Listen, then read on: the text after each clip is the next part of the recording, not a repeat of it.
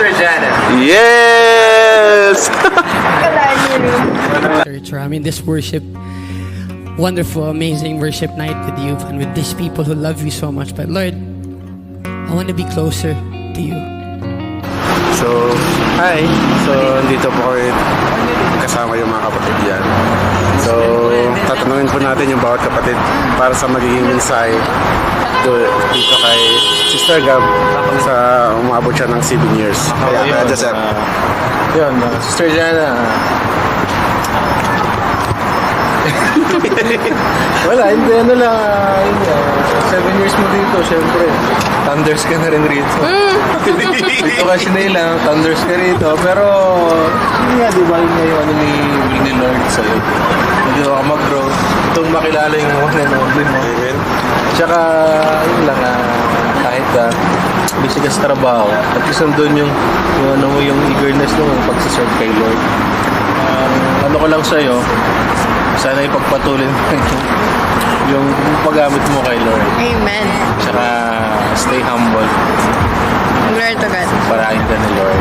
Every day of your life, both of you. Yun lang. Amen. Thank you, Bro Joseph. Thank you. Kasi, pagpunta pa lang natin ng Saudi, 3 years pa lang ng kontrata natin, parang naman tayo uwi. Pero, dahil siguro sa mga kapaligid sa atin, mas na-enjoy na natin ngayon yung taon dito. Amen. Kaya siguro umabot ng 7 years, patagal. Lalo na ngayon sa pag-taste niya ng ilang years na yun, natagpuan na niya yung true love niya dito. Wow. Kaya yun lang, stay humble natin.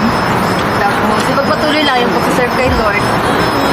At mas lalo sa bagay sa trabaho. Pero wag hayaan lagi yung sarili. Yung sa puyat, kailangan lagi niya. 7 years. So, alam ko maraming pagsubok yun. Pero sa 7 years, napagtagumpayan. Kaya alam ko yung mga susunod na years pa, mga 8 years, 9 years, 10 years, kung dito pa, pagtatagumpayan.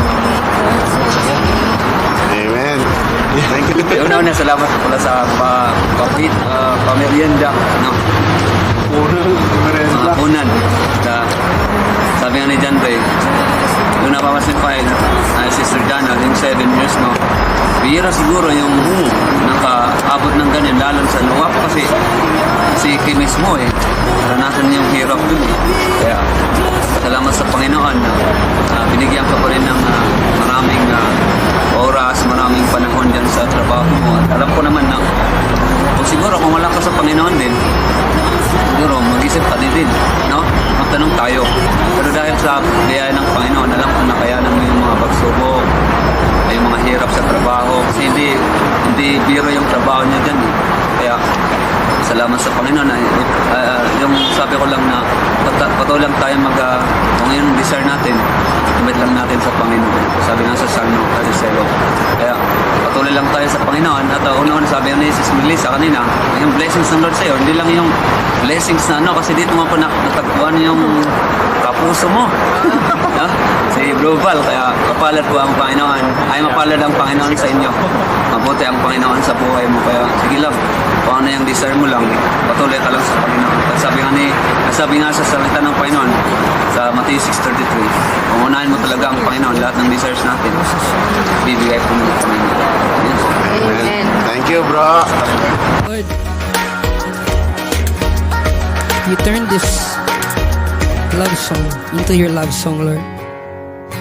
If you can turn this song into a beautiful love song, you can turn our lives into a beautiful story, Panginoon. Lord, thank you for this song, Lord.